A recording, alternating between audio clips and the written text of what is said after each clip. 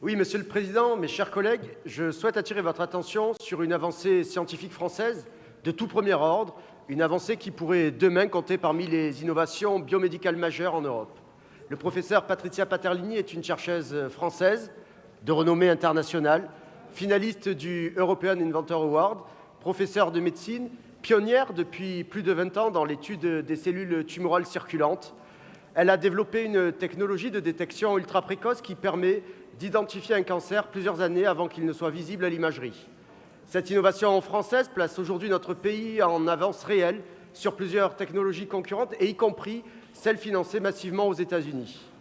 Les premiers résultats cliniques obtenus avec le Policlinico Gemelli de Rome confirment ce potentiel exceptionnel.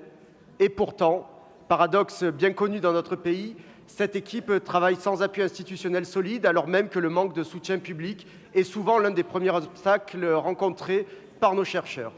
Cette recherche n'est pas implantée en région Provence-Alpes-Côte d'Azur, mais elle relève pleinement de nos coopérations euro-méditerranéennes, de nos dispositifs européens et de notre politique d'innovation. Alors ma question, c'est la suivante.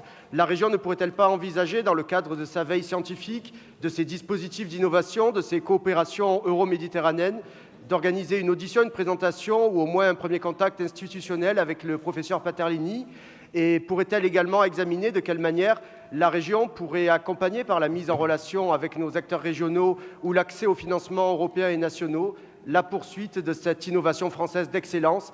Créer ce lien serait utile. Cela rapprocherait la recherche de nos CHU, de nos pôles biotech d'avant-garde, de nos universités, de nos structures de recherche appliquées, et cela aiderait à soutenir la recherche d'une innovation française avant que d'autres pays nous la piquent. Je vous remercie.